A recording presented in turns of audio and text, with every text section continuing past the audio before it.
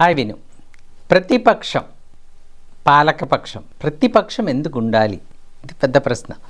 ఏంటంటే మన భారతదేశంలో 10 సంవత్సరాలు మనం చూసింది ఏంటంటే ప్రతిపక్షం లేని ఒక పాలన. సో చాలామంది అంటూ ఉంటారు బీజేపీ అభిమానులు దేశం చాలా అభివృద్ధి చెందిందని. కరెక్ట్.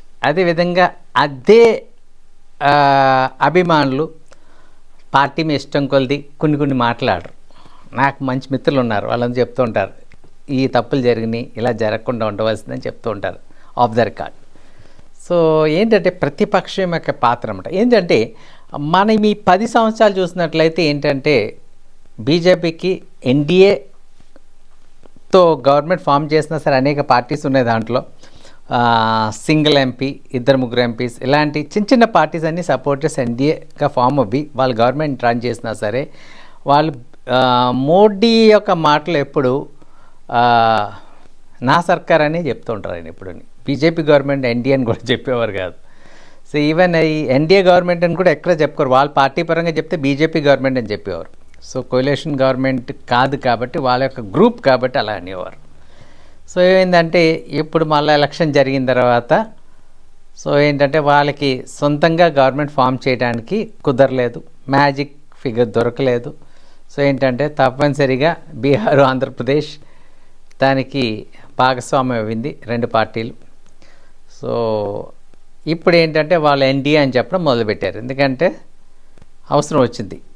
సో ఇది ఏంటంటే ఒక స్టేజ్, ఏంటంటే గ్రోత్కి ఒక స్టేజ్. సో నెక్స్ట్ ఏంటంటే ఇక్కడ ఏంటంటే India bloc, Rahul Gandhi opposition లీడర్గా ఇండియా బ్లాక్ ఫామ్ అవడం కూడా చాలా మంచిదైంది. ఎందుకంటే ప్రశ్నించే తత్వం డెమోక్రసీలో ఇంపార్టెంట్ యాక్చువల్గా. సో మనని ఎవరు కరెక్ట్ చేయలేదనుకోండి, మనం అనుకుంటాం మనం చేసేదే కరెక్ట్ అనుకుంటాం. జీవితంలో మనం కూడా ఇదే చేస్తూ ఉంటాం కదా. సో మనని కరెక్ట్ చేయలేదనుకోండి, మనం అనుకుంటాం మనం చేసేదే కరెక్ట్, నేనే మొనార్క్ అనే ఫీల్ ఎవరికైనా ఉంటుంది. సో గాడి తప్పేటప్పుడు మనని కరెక్ట్ బాటలో పెట్టేవాళ్ళు ఎవరికి ఉండాలి, డెవిల్స్ అడ్వకేట్ అని కూడా చెప్తాం. సో అలాగే ప్రతిపక్షం యొక్క పవర్ అలాంటిదండి. సో రాహుల్ గాంధీ ప్రతిపక్ష నాయకుడు, వాళ్ళతో పాటు కొన్ని పార్టీస్ కలిసి ఇండియా బ్లాక్. ఇప్పుడు ఏంటంటే కరెక్ట్ ప్రతిపక్షం వచ్చింది. ఏంటంటే ఓకే 2 పార్టీలకి అభిమానులు ఉంటారు, నేను ఏ పార్టీకి చెందిన వ్యక్తిని కాదు. సో ఏంటి 2 పార్టీకి అభిమానులు ఉంటారు, కాకపోతే పాలకపక్షం అభిమానులు కూడా ఆలోచించవలసిన విషయం, ప్రతిపక్షం ఉంటే ఎప్పుడైనా పాలకపక్షం గాడి తప్పేటప్పుడు సరైన దారిలో పెట్టడానికి, దేశ అభివృద్ధికి పనిచేస్తుంది. ఇంకో విషయం తీసుకున్నప్పుడు ఉదాహరణ చెప్తాను. ఏంటి ప్రస్తుతం హాట్ టాపిక్గా జరిగే నీట్ ఇష్యూ, నీట్ స్కామ్ అని, నీట్ ఇష్యూ అని చాలా జరుగుతున్నాయి కదా. దీన్ని యాక్చువల్గా కండక్ట్ చేసింది BJP government, NTA neat conduct చేసింది బీజేపీ గవర్నమెంట్ ఉండగా. ఎలక్షన్ రిజల్ట్స్ వచ్చిన తర్వాత ఏంటంటే నీట్ రిజల్ట్స్ కూడా అదే రోజు వచ్చింది, అది వేరే విషయం, అక్కడ ఏదో లాజిక్ ఉంది. సో వచ్చిన తర్వాత అనేక వివాదాలు విన్నాం. ఈరోజు ఏంటంటే పేపర్ లీక్ అని కూడా విన్నాం. సో భారతదేశంలో 3 చోట్ల పేపర్ లీక్ అయింది అని చెప్పి ఇప్పటివరకు వార్తలు.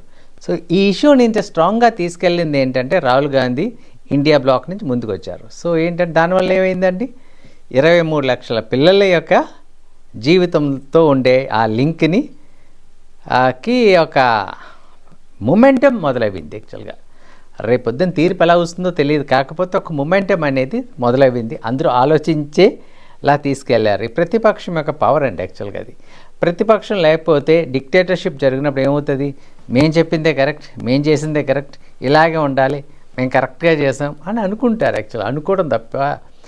సో ఇదండి విషయం. ఏంటంటే అపోజిషన్ ఎప్పుడు ఉందో దెర్ బి వాచ్ డాగ్ అండి. ఏంటంటే విజిల్ బ్లోవర్స్ ఉంటారు. సో కరప్షన్ జరిగినా, లేకపోతే స్కామ్స్ జరిగినా, లేకపోతే అభివృద్ధి చేసేటప్పుడు ఏదైనా లోటుపాట్లు ఉన్నా సరే ఏంటంటే అపోజిషన్ ఎప్పుడు వాయిస్ రేస్ చేస్తుంది. సో అది పొలిటికల్ గ్రౌండ్స్ మీద రేస్ చేసినా సరే అదేంటంటే అల్టిమేట్గా దేశాభివృద్ధికి, మన అభివృద్ధికి పనిచేస్తుంది. సో సెంట్రల్లో ఈసారి ఏంటంటే మంచి అపోజిషన్ ఉందని చెప్పి అందరూ హ్యాపీ ఫీల్ అవుతున్నారు యాక్చువల్గా. సో పాలక పక్షాన్ని ఇష్టపడే వాళ్ళు హ్యాపీ ఫీల్ అవుతున్నారు, ప్రతిపక్షంలో ఉన్న వాళ్ళు కూడా హ్యాపీ ఫీల్ అవుతున్నారు. ఓకే, ఒక క్వశ్చనింగ్ అథారిటీ ఉంది, ఒక వాయిస్ ఉంది అని. ఇది బాగానే దేశవ్యాప్తంగా ఇది బాగుంది. కాకపోతే మన రాష్ట్రానికి వచ్చినప్పుడు జరిగింది ఏంటంటే ప్రతిపక్షం లేకుండా పోయింది. సో ఏంటంటే జనసేన, టీడీపీ ఫుల్ మెజారిటీ వాళ్ళు నెగ్గటం, వీళ్ళకి 10 సీట్లకు పడిపోవడం. సో ఎప్పుడు ప్రతిపక్షం ఉండాలి కదా. సో అభివృద్ధి జరగాలంటే ప్రతిపక్షం ఉండాలి. ఓకే, చేస్తారు, ఫస్ట్లో అన్ని ప్రామిసెస్ బాగుంటాయి, ముందుకెళ్తాయి. తర్వాత ఏంటంటే ప్రతిపక్షం లేనప్పుడు ఏం జరుగుతుంది అన్నది మనం రానున్న రోజుల్లో చూడాలి. యాక్చువల్గా ఏంటంటే డెవలప్మెంట్ ఉంటుంది, ఉన్నప్పుడు ఇంకా డెవలప్మెంట్కి ఏమైనా స్కోప్ ఉందా లేదా అన్నది కూడా మనకు తెలియదే కదా. సో ప్రతిపక్షం ఎప్పుడూ మంచిదన్నమాట. ప్రతిపక్షం ఉంటేనే ఆ ఒక దేశం కానీ రాష్ట్రం కానీ అభివృద్ధి చెందుతుంది. అందుకే ఓటు వేసేటప్పుడు ఆలోచించి ఓటు వేయాలి. సో థ్యాంక్ యూ అండి.